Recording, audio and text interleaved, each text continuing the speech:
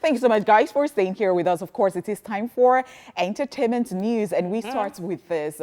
I wasn't protesting, I was working. That's according to JayZ. American rapper and music mogul JayZ has a message for those who believed he and his wife, Beyonce, were making a political statement when they remained seated during the national anthem at the Super Bowl over the weekend. The rapper, during a recent discussion at Columbia University, had to explain himself, saying that it was just a case of him doing his job, given that his Rock Nation Corporation has a partnership with the National Football League, which includes producing the Super Bowl halftime show and other major performances. He says, so we get there and we immediately jump into artist mode. So I'm looking at the show. Did our mic start? Was it too low to start?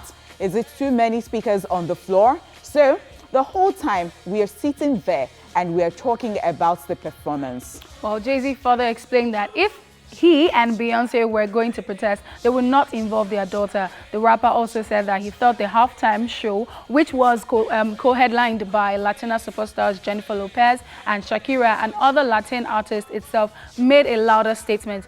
Just so you know, JayZ entered into a partnership with NFL in August, a deal which was criticized because he had previously shown support for former NFL player Colin Kaepernick, who made headlines during the 2016 season for kneeling during the national anthem to protest police brutality against blacks. It's a heavy one. I mean, what do we think? Do you believe JayZ? People have been talking about this. A lot of people, even Wendy Williams had to say something about, but you know, I don't know, maybe it's because of the special likeness for JayZ and Beyonce for Wendy, or sometimes she's just taking her stand as it is, because a lot of people thought that they were protesting and they felt that it is national anthem, no matter what, no matter who you are, you should stand for the national anthem. And well, maybe, well, of course it has gotten to them and he has come to say that we were just working, we're only working. And So I think we should just take whatever it is that JayZ has said for what it is. I mean, there's sometimes you're in a certain place and something is going on, but then you're just not, it's not as though you're there physically, but your mind is not just there, like you're absent-minded because you're focused on doing other things. So he's working and he's trying to find out, is this working? Did this start low? So there's every possibility that he's not even paying attention to what's going on in that moment. He just wants to do a good job. I'm a bit skeptical. In a stadium full of people that are standing. Yes, and you know, even if for the first few seconds you're distracted, you're like, oh, I'm so busy checking. First of all, checking the speakers. Is it a sound man or a sound engineer? I don't understand. Whether the mic is working checking if the mic is working. Wow. Okay, he has added that to the list. Okay. Well, I'm a huge skeptic about this. I mean, I like JayZ and I feel JayZ is a businessman. First of all, people are coming for him because the quarterback, that is Colin Kaepernick, he actually has been having issues with the NFL because he knelt down. He has been having issues with them for years. He's protesting against police brutality for black men. And JayZ was standing with Colin at the time, saying, I support his movement. The next thing now, Rock Nation and NFL are signing a partnership together. People are now saying, oh, just, you know, some years ago or some months ago, you were supporting this notion. Now you're in partnership with the same NFL. Now he's saying, I believe that because Shakira and J-Lo performed, that's enough inclusion to show that they are not a racist community. But then you are signing mega millions of dollars deals with them. And you're also now sitting down. I think they were trying to play a very politically correct, you know, thing. Okay, so the thing again is that, see, if somebody, if you have confronted someone, that's, oh, why did you do this? And it was obvious that, oh, maybe this is the reason the person did what he did. And the person is not telling you that, no, it wasn't me, or it was not. Do you understand? It does not, if it does not have that guts to tell us that, well, it was political, then I think that you should just, do you understand? Exactly. So, I mean, that means he doesn't even have any point to prove if he was trying to prove something politically before. Exactly. And he has come to say that it wasn't political. They're very calculated people, Beyonce and JayZ.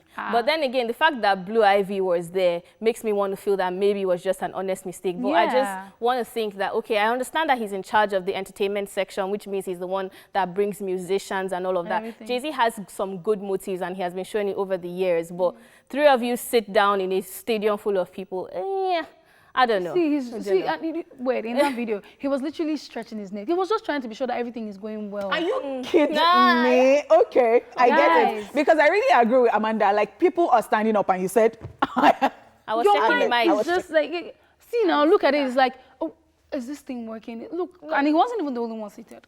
Come on.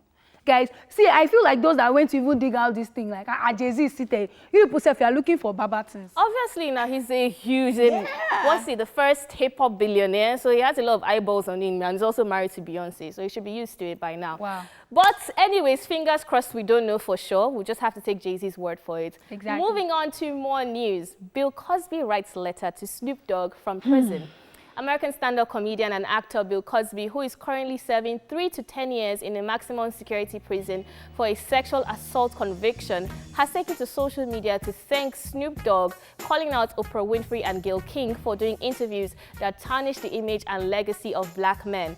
It all started when Snoop Dogg took to his Instagram page, where he shared a picture of Harvey Weinstein and Oprah with a caption that called out the talk show host for always trying to tarnish the image of black entertainers who have issues with the law, but still end up smiling with an alleged rapist who has committed the same crime. A post which ended with, and I'm quoting, "Free Bill Cosby." Now, Snoop Dogg also called out Oprah's best friend and CBS morning anchor Gayle King over her recent interview with basketball legend Lisa Leslie, where she talked about the legend of Kobe Bryant and his 2003 rape accusation. Bill Cosby from prison wrote, "Snoop, when they brought me to my gated community and placed me inside of my penthouse, they didn't win nor did they silence me. It is so sad and disappointing that successful black women are being used to tarnish the image and legacy of successful black men, even in this." Now, are these people that's in need of fame, ratings, and or money? On behalf of myself, Camille, and my family, thank you, and thank you. My heartfelt prayers are with Kobe and his family, as well as with Michael Jackson and his family. May their legacies live on forever. Hashtag thank you, Snoop Dogg. Hashtag BET on Black Legacy, or Bet on Black Legacy. Hashtag stop tearing down black men. Hashtag enough is enough. Hashtag Kobe's legacy lives on. Hashtag Gianna's legacy lives on. Hashtag Michael Jackson's legacy lives on. Hashtag Bill Cosby is far from finished. Woo! So Another one. This is just, I don't know what it is. Was the first thing that came to mind is, this is another person calling out Oprah. I mean, I love her. I really look up to her. But now I'm like, could this be true?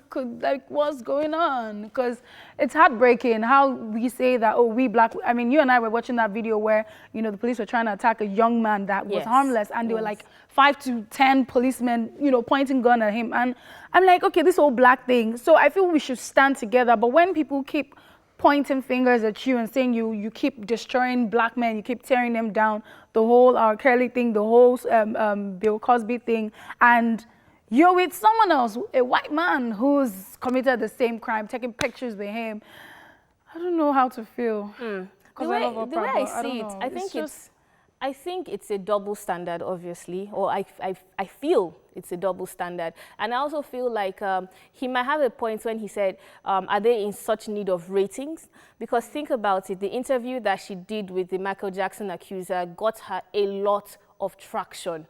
So maybe sometimes they lose focus on how important these things are, because even the publicity behind R. Kelly's case, the publicity behind the Michael Jackson documentary and all of the documentaries against these people have been massive. I don't know, but maybe that's the reason why she wanted to be involved. But if she wants to be so heavily involved in these strong, successful black men, I feel like she should put that same energy into a fellow person that's committing the same crime who is white.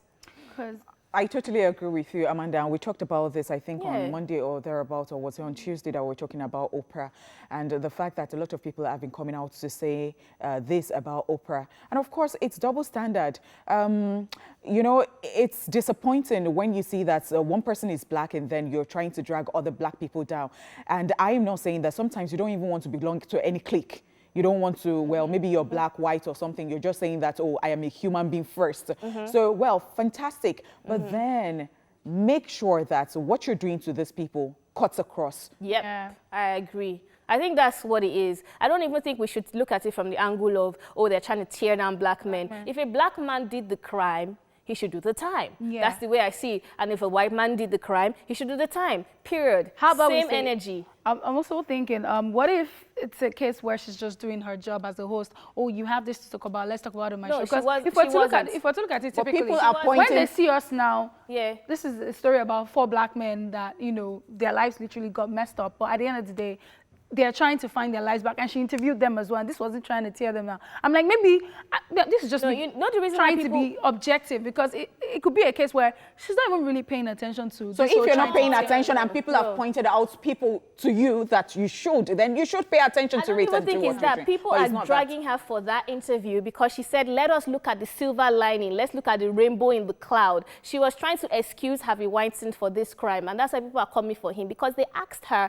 about him because that's her friend. And she was being very politically correct about her answer, saying, you know what, haven't we all heard rumors? Let's all look for the rainbow in the clouds. No, you didn't do that for the people who accused Michael Jackson. That's not the same treatment. And that's why people are coming for Oprah. That's why I said I think she should give the same exact treatment that she gave for all the other documentaries. And it's just sad that her best friend also interviewed a basketballer talking about how, you know, Kobe Bryant's rape case or something in 2003. Yeah. And I'm like, someone just passed. We're yet to get over the fact that he's gone. I don't think there's no burial yet. And you want to start digging up stuff like that. Let the man rest. So it even saddens me that people who are big already, they're still chasing clout and all that. So you're still looking for, oh, how can I be in the ratings and all. It's so childish to me, like petty to me. And I have this thing about people who are dead and then you're trying to pry and all that. They're not there to even defend themselves in the first place. So I'm a bit not too okay with, you know. We had Mr. Easy on Wednesday, and he was talking about how when someone dies, an artist dies, that they have their ratings basically goes up. So I don't know what to think about all of this. All right, well, we'll keep our fingers crossed and we'll let you know. I mean, share with you all the updates on all these stories. That's what we have for you today on Entertainment News.